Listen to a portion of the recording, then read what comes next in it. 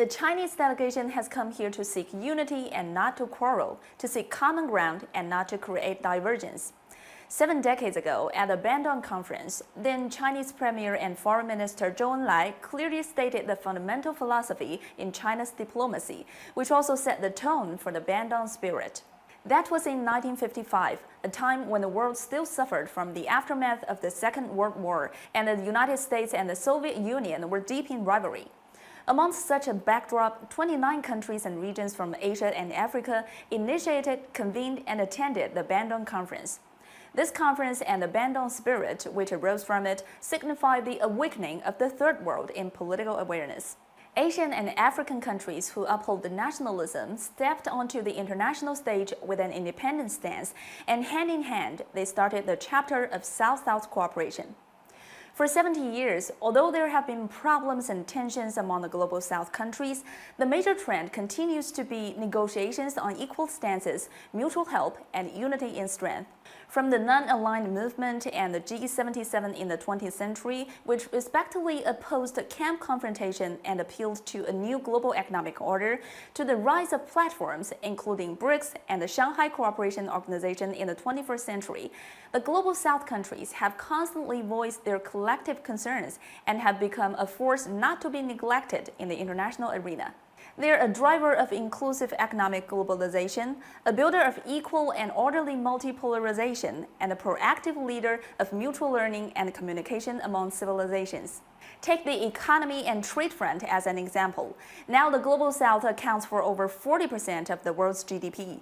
From 2007 to 2023, South-South trade volume has increased from $2.3 trillion to $5.6 trillion. In the next 5 years, it is projected that the South-South trade will contribute about 70% of global economic growth. 7 decades have passed. In 2025, the world is faced with new factors that endanger stability. Protectionism is making a nasty comeback. Threatening and blackmailing are spreading, using trade policies as weapons. Geopolitical tensions are aggravating. More uncertainties are appearing in the international landscape. Economic growth is also sluggish, fomenting anxiety. 我想万隆会议最重要留下来的精神，就是作为曾经被殖民的弱小的国家，有什么样的方式可以能够一直保持自主自觉。 So, faced with the challenges today, we may as well review the key takeaway from the Bandung Conference. Are we still able to safeguard a fair international order with joint hands? Are we developing countries still treating each other with an inclusive and open mindset where we seek common ground while shelving differences? 70 years ago, the Asian and African countries reached a consensus on independence and common development despite their different ideologies and social systems. 70 years later, with the pressure of development, countries all over the world can also think about how to forge new consensus amongst differences and form institutional connections in negotiations. The Bandung Spirit has long transcended the framework of Asia-Africa cooperation and South-South cooperation.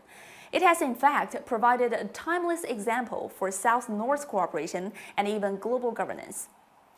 The dynamism of current changes in the world originates from the South. We hope all the entities can follow the Bandung Spirit as guidance and march towards modernization where there's independence and thriving progress. I'm Su in Beijing. Thank you for watching.